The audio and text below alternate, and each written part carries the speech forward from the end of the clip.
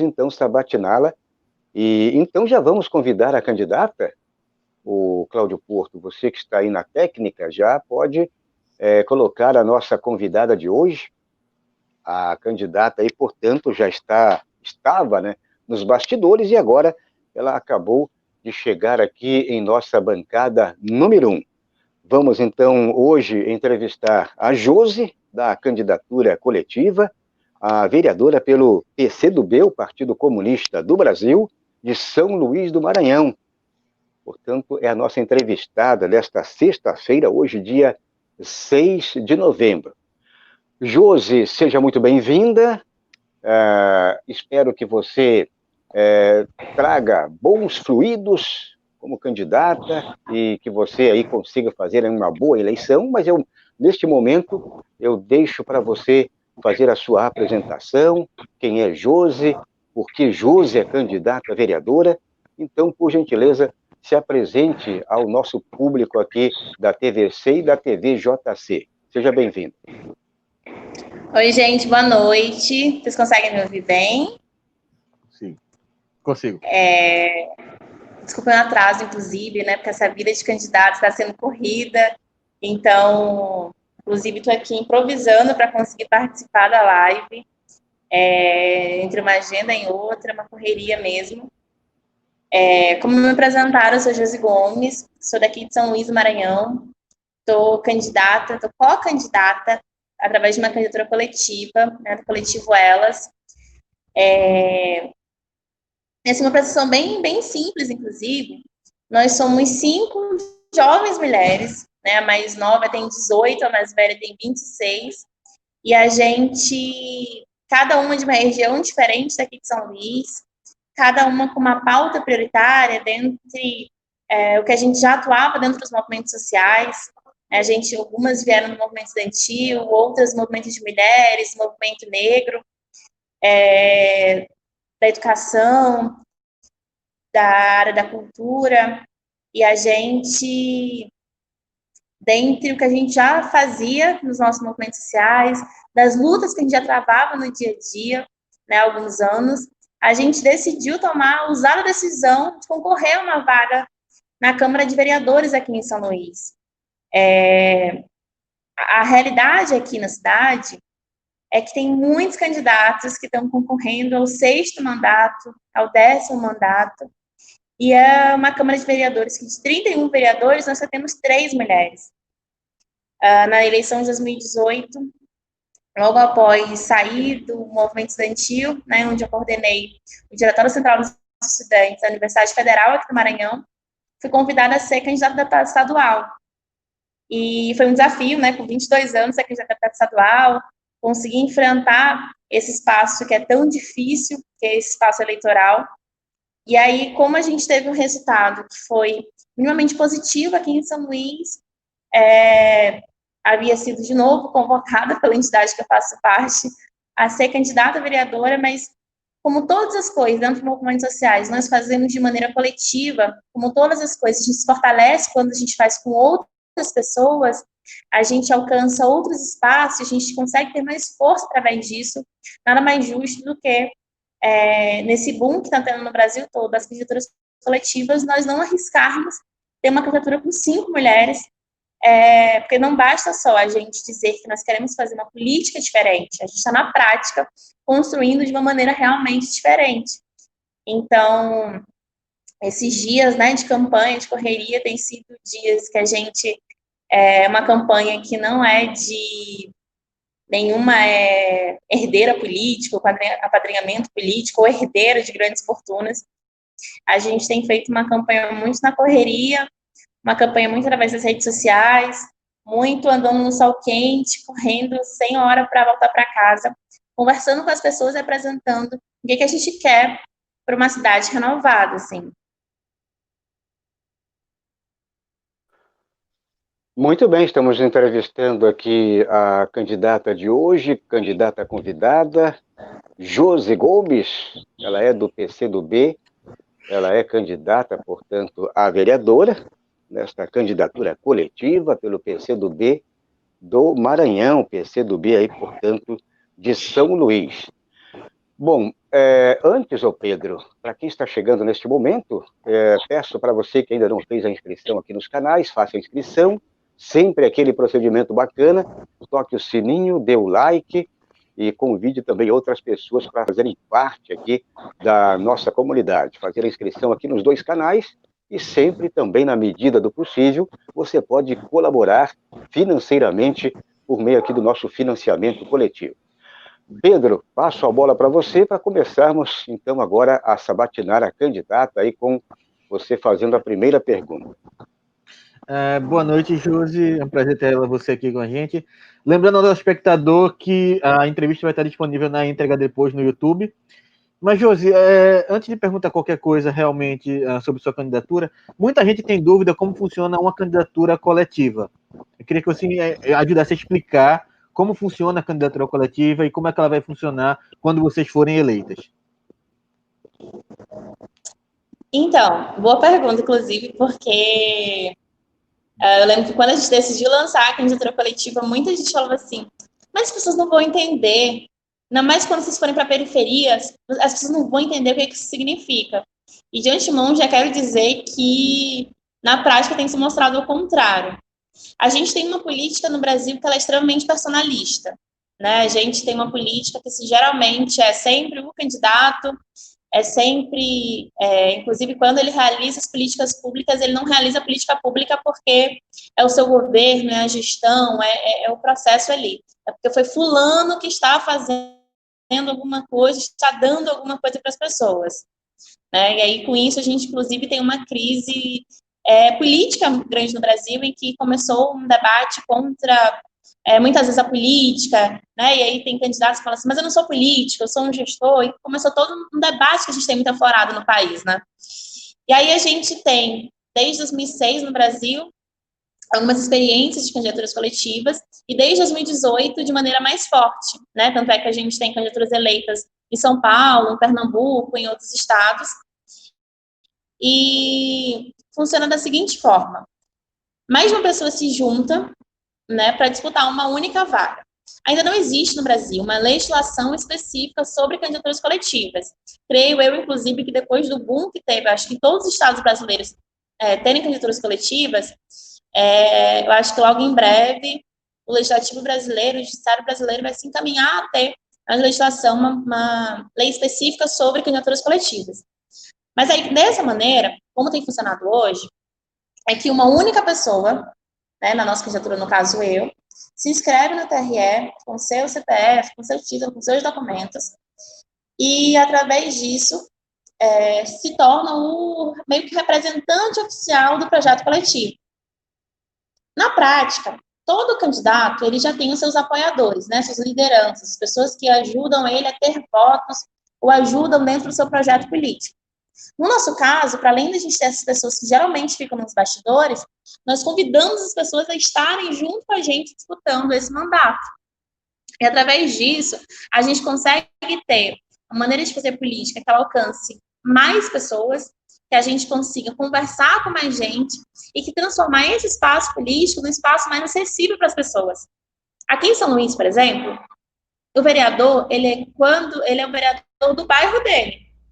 E ele só faz as coisas daquele bairro que ele daquele bairro que o elegeu.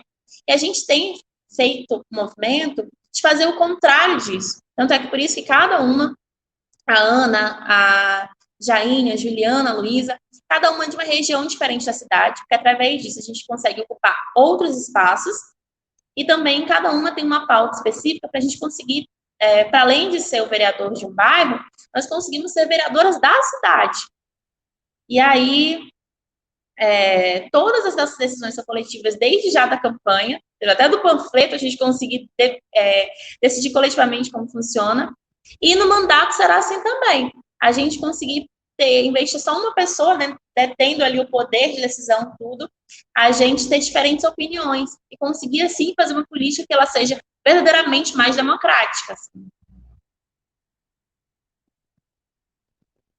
Exatamente. É isso, Pedro. Ficou claro, né? Sobre a candidatura aí coletiva. Então, uma candidatura aí que vai trabalhar em conjunto, uma candidatura aí que pelo menos não é uma pessoa, não é um representante apenas, né? É um coletivo, né? É um trabalho coletivo e você tem um cargo, mas esse cargo você pode trazer um somatório e o trabalho pode se tornar bem mais eficiente. É muito bacana. Bom, eu queria dar sequência agora, já que você falou dessa candidatura coletiva, e eu queria saber o que vocês pretendem trabalhar em termos de projetos. Ou seja, vocês vão ter provavelmente uma boa equipe, ou seja, é um coletivo, e aí o que vocês pretendem trabalhar em termos de projetos, em termos aí de propostas? O que é que o povo aí de São Luís está mais precisando neste momento? O que é que você poderia resumir para a gente aqui sobre essa parte propositiva? Então, São Luís é uma cidade que, infelizmente, ela não é pensada para as pessoas. Ela é uma cidade que você tem uma ausência absurda de políticas públicas para as pessoas da cidade, assim. Então, ela é uma cidade que ela não é segura para as mulheres, é uma cidade que ela não é convidativa e democrática para a juventude, é uma cidade em que não tem políticas públicas para negros e negras. Você tem uma dificuldade muito grande quando o assunto é mobilidade urbana.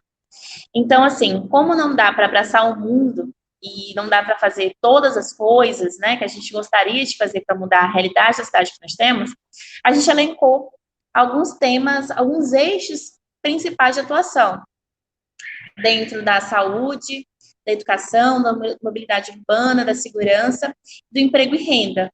E dentre esses temas, a gente transversaliza muito dentre as pautas das mulheres, da juventude, negros e negras e LGBTs, porque inclusive são desses movimentos que a gente atua mais fortemente, né, linkado ali com o movimento de periferia, né, porque todas são de periferia, e também da zona rural da cidade.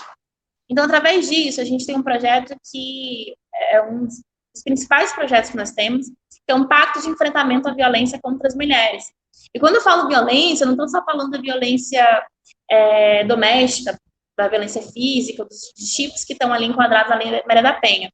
Eu falo do fato de que em São Luís, por exemplo, você não tem uma única maternidade municipal. As poucas maternidades que tem, elas são responsabilidade apenas do governo do estado, mas você não tem maternidades municipais. Isso faz, inclusive, com que o número de violência obstétrica seja alto. Ou então que as mulheres da zona rural, elas têm que ir para o centro da cidade para elas conseguirem fazer algo tão básico quanto ter um parto. Ou uma cidade que ela não é iluminada, são as mulheres que mais sofrem com isso. Ou a dificuldade, o perigo que é uma mulher, depois das 10 horas da noite, conseguir, que geralmente, né, tem sido o horário do retorno ao trabalho das mulheres, não conseguem com segurança para casa. Então, a gente tem proposto um pacto que, inclusive, existe a possibilidade de ser feito através da Câmara de Vereadores, mas em parceria do Legislativo, do Executivo e do Judiciário, para que a gente consiga diminuir os índices de violência contra as mulheres. A gente tem falado muito também sobre a necessidade que nós temos de ter uma educação de mais qualidade, a gente ter escolas dignas.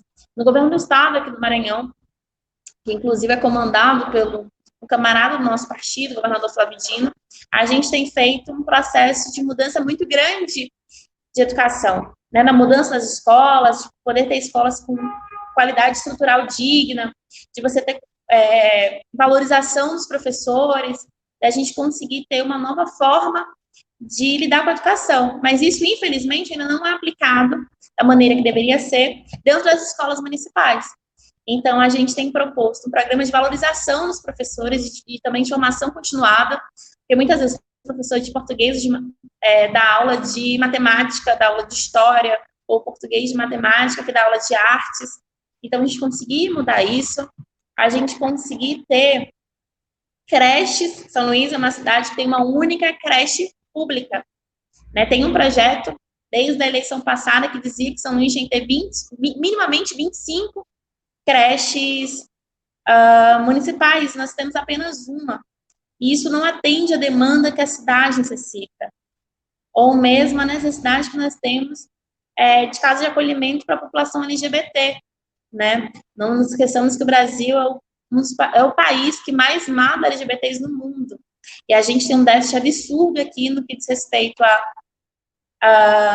acesso à educação, ao mercado de trabalho, mas também o fato de que diversos, principalmente jovens LGBTs, são expulsos de casa todos os dias. Então, a gente tem feito uma série de projetos que cabem tanto do que é competência do vereador, porque tem isso também, né? Nessa época do ano, a gente vê vereadores prometendo mundos e fundos e coisas que não são de competência dos vereadores, né? Que é fiscalizar e propor leis. A gente tem proposto, através disso, dessas leis e desses projetos, mas também nesse processo de articulação, né? Da garantia de que nós, enquanto vereadoras, conseguiremos fiscalizar e articular, através do executivo, que essas medidas sejam tomadas. Que a gente tenha, por exemplo, uma cidade que ela tenha mais cultura. São Luís do Maranhão é uma das cidades que tem uma das maiores riquezas culturais do nosso país. Aqui nós temos o Bumba Meu Boi, nós temos o tambor de crioula, que são muito típicos daqui. Nós temos uma série de danças que são muito típicas daqui, né? O nosso São João, modéstia à parte, né? Vou ser ousada em dizer que é o mais bonito que tem, mas que, infelizmente, a gente vê que esses diversos grupos culturais, eles têm espaço de atuação somente no mês de junho. E, no decorrer do ano, os fazedores de cultura, eles precisam sobreviver, pagam conta, comem, vivem. Então, a gente tem debatido muito a necessidade de ter realmente uma política cultural na cidade, para além de ter só um calendário ali festivo ao longo do ano. Então, a gente tem tentado ao máximo, inclusive através dessas propostas, ouvir o que as pessoas tinham a nos dizer. Nós procuramos conversar com as pessoas, nós procuramos diversos especialistas dos temas, para a gente conseguir fazer, inclusive, uma plataforma de propostas que ela é permanente, em constante diálogo com as pessoas. Gente, vocês vão me desculpando, inclusive, vocês perguntam, eu sou uma pessoa que eu falo muito, eu sou empolgada. Então, assim, quando eu estiver falando muito, sabe, olha, vai com calma. Não, mas tranquilo, você está naquele ritmo já costumeiro por aqui. Aqui as pessoas têm toda a liberdade, aqui não tem autoritarismo, né? Aqui não tem ditadores, aqui você tem toda a liberdade, aí, portanto, para falar à vontade. Aqui não passamos o pano na direita tradicional e muito menos na ultradireita, ou seja, nos fascistas. Então, fique à vontade. Eu queria agora, antes, o Pedro, só lembrar que hoje estamos aí completando a 100ª edição. A Josi também, estamos entrevistando a Josi Gomes, e ela teve também esta sorte e honra aqui para o canal.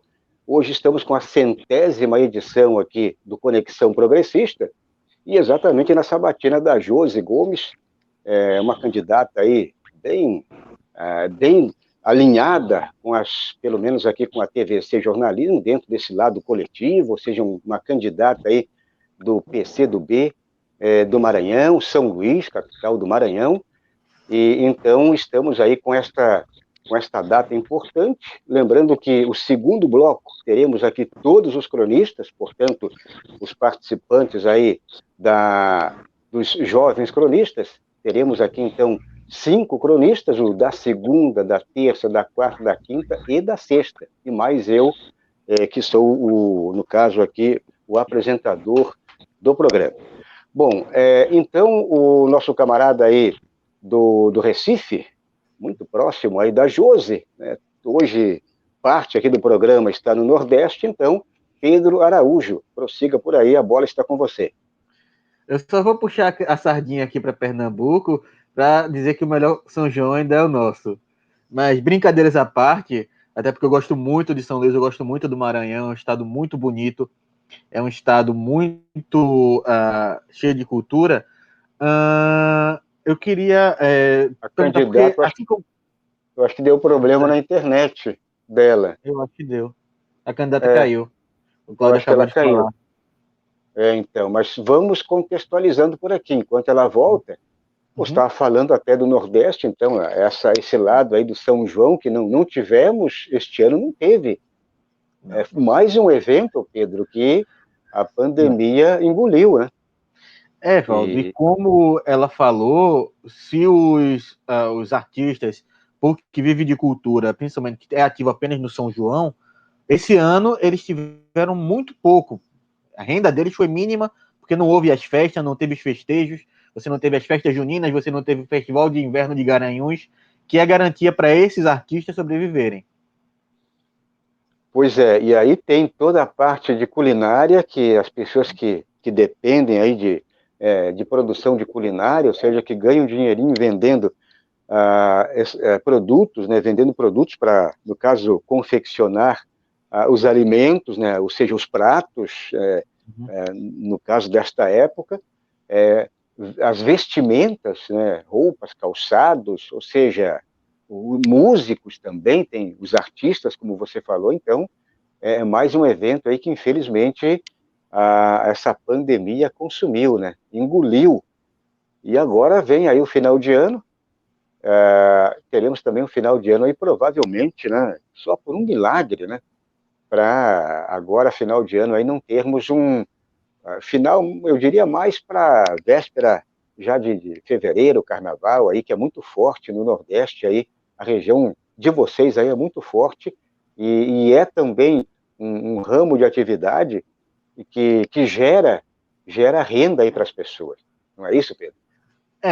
A maior parte da renda aqui em cidades como Olinda, algumas cidades do interior, que é mais para a zona da mata, é basicamente durante o carnaval. A maior parte da renda anual deles é feita no carnaval. Não só para as prefeituras, mas também para pequenos comerciantes, donos de pousada, pessoas que esperam o carnaval para alugar suas casas para turistas, o setor hoteleiro como um todo.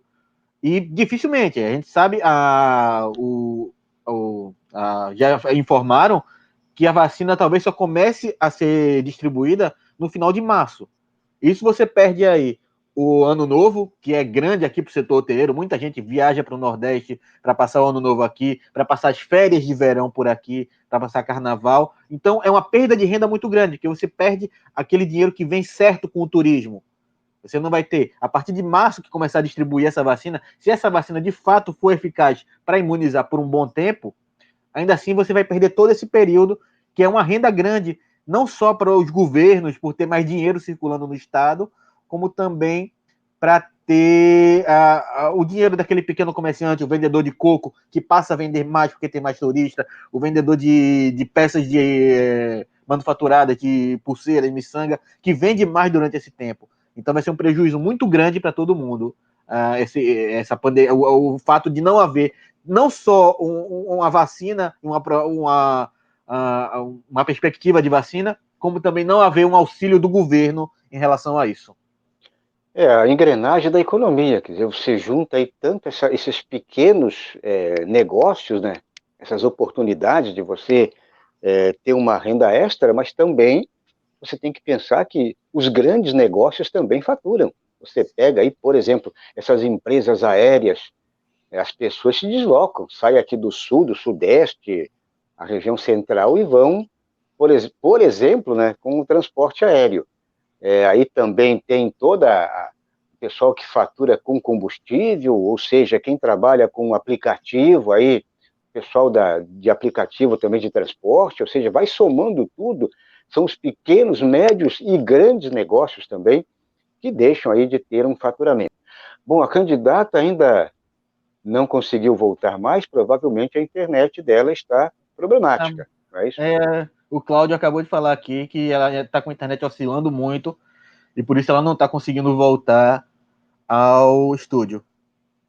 Bom, eu sugiro acredito que possamos, então, dar sequência a esse restinho aí que ficou, pelo menos a tua opinião aí sobre a manchete de hoje, e aí, se tiver tudo ok aí com os cronistas, começamos a nossa sabatina de hoje, para comemorarmos aí as 100 edições, portanto, nesta sexta-feira. Então, deixa eu ver se tem alguma mensagem do Cláudio aqui no interno. Ela está com a internet oscilando. A candidata, provavelmente... Então, vamos prosseguir, né? Ela está com a internet oscilando, ela provavelmente não vai conseguir entrar, o Pedro Araújo. Então, vamos lá.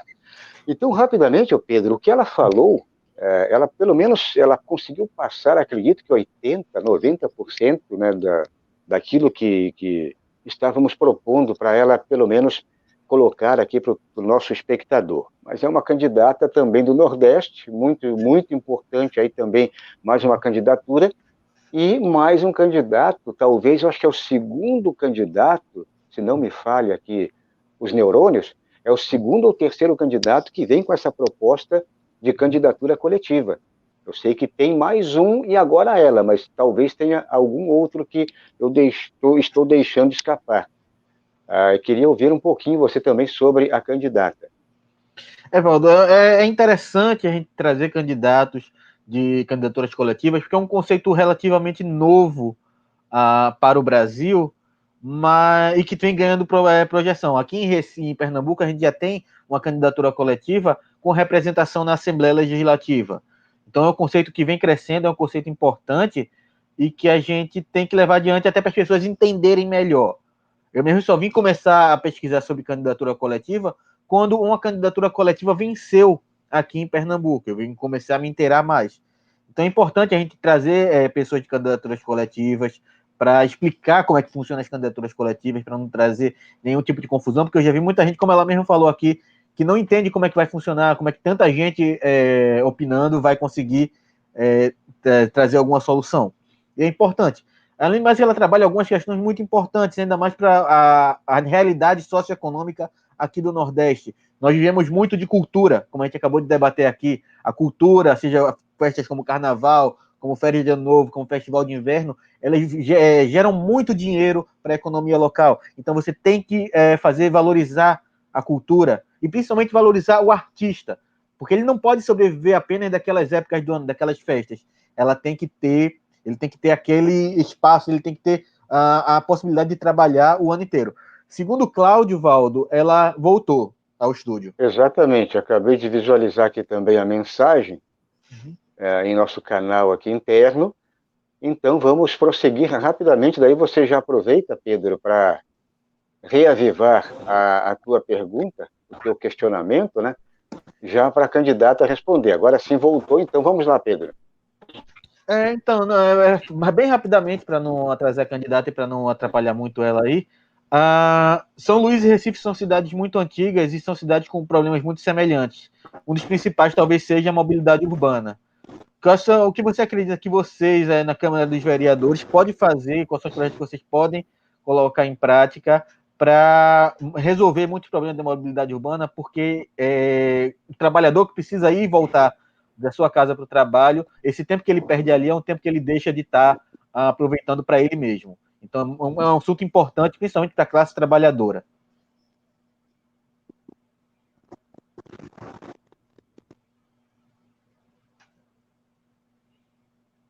Eu acho que ela está com problema de áudio, microfone. Ela está me ouvindo? Está dando para ouvir? Vocês conseguem me ouvir? Agora sim. Agora eu consigo. Gente, desculpa, é que, como eu falei, né, eu vim improvisando para conseguir participar da live e a internet não tá me ajudando, mas pode só o finalzinho da tua pergunta. É só para saber quais são as propostas que vocês têm para mobilidade urbana, para levar uma melhoria de mobilidade urbana para as cidades, que são cidades antigas, são cidades que foram projetadas para outro tipo de realidade e tem que se readequar agora. Assim como Recife, São Luís é uma cidade muito antiga também. São Luís ela tem um problema muito grande, que ela só tem uma única modalidade, não oficialmente, de transporte. São Luís ela só tem os ônibus e, no último período, além de tudo, a responsabilidade do transporte público deixou de ser público e passou a ser responsabilidade das empresas de ônibus. Tanto é que nos últimos anos foi passando por uma série de aumentos de tarifas muito grandes, sabe? Que não acompanha o ritmo do desenvolvimento do transporte público. Então, por exemplo, São Luís tem uma quantidade ínfima de ciclovias. Inclusive, a gente, nesse período eleitoral, um dos principais nortes debate aqui na cidade tem sido sobre a questão das ciclovias, né? Que você não tem políticas públicas que sejam pensadas para isso. Para além disso, você tem aqui na cidade um tipo de transporte chamado carrinho, que é numa região da cidade que as pessoas elas têm os carros, né? Quase como se fosse Uber, tudo, mas por uma tarifa quase próxima, semelhante à do ônibus, da determinada região até o centro da cidade. E isso acaba ajudando muito em regiões que são extremamente populosas de São Luís e que o transporte coletivo não consegue suprir essa demanda. Só que o problema é que não tem nenhuma regulamentação sobre isso, sobre esse tipo de transporte alternativo. Então, isso acaba fazendo com que o que é uma fonte de renda para uma quantidade muito grande de trabalhadores e que é uma ajuda muito grande para as pessoas dessas regiões, você não tem nenhuma regulamentação. Então, isso tem um problema relacionado à segurança, porque como não tem regulamentação, não tem identificação, então você acaba não sabendo se o carro que você está pegando ali é seguro ou não. Não existe... E acaba isso fluindo de uma maneira muito problemática. Então, uma das propostas é a regulamentação dos carrinhos, porque é o que acaba desafogando muito essas regiões. Outra coisa e uma das coisas assim, mais fortes que se tem é que é o seguinte: São Luís é cercada, a cidade de São Luís está em uma ilha, né? Uma ilha que tem outras 3 cidades no entorno. E aí a gente tem um problema muito grande de um crescimento populacional e as pessoas elas acabam saindo de morar em São Luís e morando nas cidades que ficam no entorno. Isso cria um problema de mobilidade urbana gigantesco, porque acaba que essas cidades aqui e essas regiões também na zona rural acabam não conseguindo atender as demandas de locomoção das pessoas. Então, você não tem uma ligação e um diálogo realmente necessário sobre a funcionalidade da mobilidade urbana, de transporte público. Você não tem corredores adequados de trânsito para os ônibus e para os carros. Você tem uma dificuldade gigantesca de, por exemplo, aqui a gente tem o bilhete único, né, que é o cartão que funciona, e aí no prazo de 90 minutos você consegue ir descendo de um ônibus para outro com o mesmo valor da passagem. Só que São Luís tem uma dificuldade, tem um problema muito grande de limitação de onde acaba a cidade. Então, por exemplo, tem bairros da cidade que metade em São Luís, metade em São José de Ribamar, que é a cidade do lado. E aí as pessoas que moram nesse lugar não conseguem usar o bilhete único, por exemplo. Sabe? Então, são problemas que deveriam ser soluções básicas, acabam ficando em segundo, terceiro, nenhum plano sobre isso. Então, a gente tem travado muito debate na regulamentação dos carrinhos, sobre a relação das ciclovias, sobre a necessidade de você ter um diálogo de metropolização com as cidades que ficam no entorno de São Luís, porque isso não acontece. Tanto é que, por exemplo, tem muita gente que vota em São Luís, mas que mora em Ribamar, ou que mora em Paço do Lumiar e trabalha em São Luís, né, que vive a vida aqui, mas não consegue se locomover aqui. Então, inclusive, é bom falar disso, porque o debate de mobilidade urbana nas eleições desse ano aqui tem sido uns debates que mais está bombando, sabe? Do tipo assim, de candidato a prefeito, pegar cone de trânsito e montar uma ciclovia improvisada que funciona de 6 horas da manhã a 10 horas da manhã na área nobre da cidade e dizer que você vai resolver o problema de ciclovias da cidade. Aí fica difícil, né? Complicado. Muito bem. Estamos conversando com a Josi Gomes, candidata a vereadora pelo coletivo Elas, do PCdoB, de São Luís do Maranhão. Esse cargo de vereança coletiva, vocês revezam também, por exemplo, durante esse período aí, o cargo ele é revezado? Ou é uma única pessoa que assume lá o cargo de vereança e os demais dão suporte? Como é que vocês, na prática, vão executar? Então, no nosso caso, como o registro acabou sendo, né, no nome, né, lá com uma única pessoa, então não existe a possibilidade de a gente conseguir revezar. O que acontece em alguns lugares é que alguns acordos, né, de como funcionará o mandato, através com a presidência das câmaras mesmo, de ter a possibilidade de, para além da pessoa que recebe a titulação, que as outras também consigam se pronunciar na tribuna, consigam estar ali nos espaços de decisão. Mas a possibilidade de revezar, infelizmente, acaba não rolando por aqui. Queria agradecer Josi Gomes, a nossa convidada de hoje, candidata a vereadora pelo PCdoB de Maceió, aliás, de São Luís, perdão. Ontem tivemos aí de Maceió uma pessoa aí também entrevistando nesta semana. Então, hoje, de São Luís do Maranhão, a candidata a vereadora aí, portanto, pelo PCdoB, o Partido Comunista do Brasil. Josi, deixo esse espaço para você agora fazer as suas despedidas, o seu número de candidatura, pode passar o número aí também, e já convocar o seu eleitorado aí para votar em peso em você. Gente, primeiro eu queria novamente pedir desculpa. Eu falei, já é uma candidatura popular. É uma candidatura que, inclusive, o atraso de hoje é que, como a gente, de sermos candidatos, também somos militantes, então a gente estava com a nossa bateria aqui no principal espaço da juventude, fazendo uma atividade, né, com a juventude, ocupando as praças, conversando com as pessoas. Então, eu tive que dar uma improvisada para conseguir participar da live, porque é muito ruim, inclusive. Se desde já agora, em plena campanha, a gente não honrar, né, com os nossos compromissos de conseguir participar das coisas, então, que dirá exercendo o mandato? Então, mesmo com a dificuldade, com a correria, eu questão de participar inclusive dentro desse espaço, né, como eu falei, quando a gente não tem grandes estruturas, quando a gente não tem grandes espaços, todos os convites que nos fazem para estar aqui, falando do nosso projeto, falando sobre a candidatura, falando o que a gente pensa sobre a cidade, são espaços extremamente valorosos, sabe?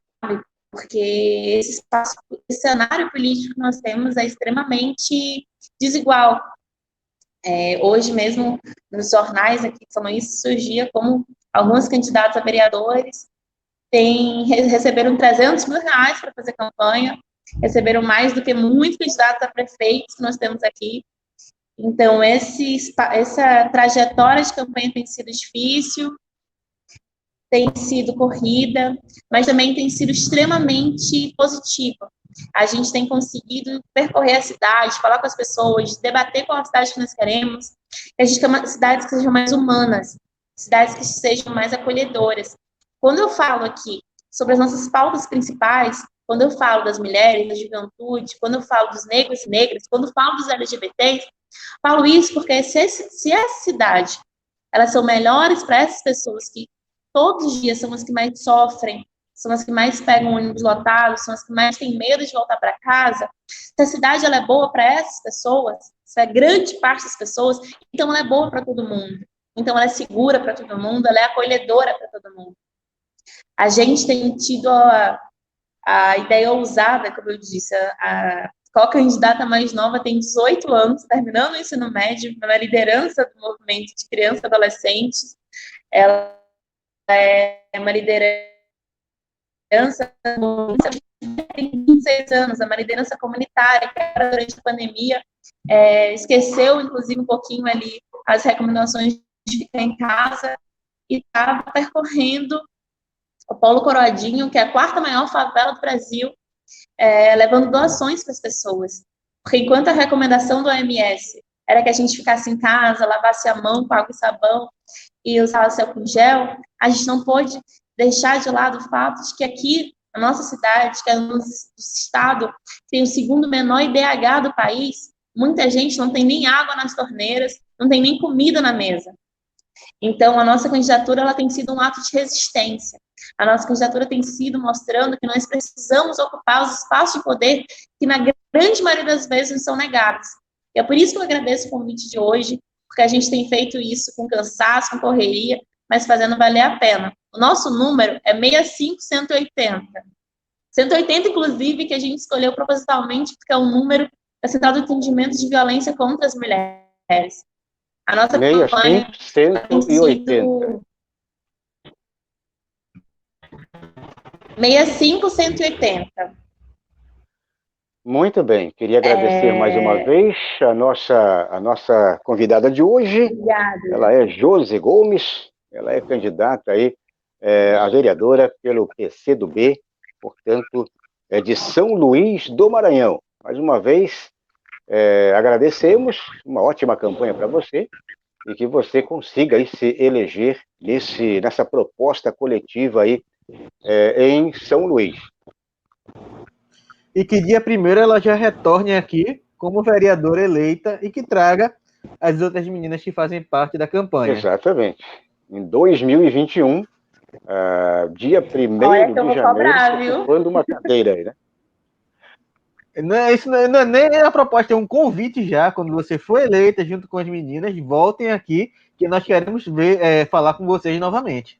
Então é isso. Olha, hoje eu tô aqui com essa cara de cansada, porque o dia foi corrido, mas vou voltar eleita, viu? Feliz da vida.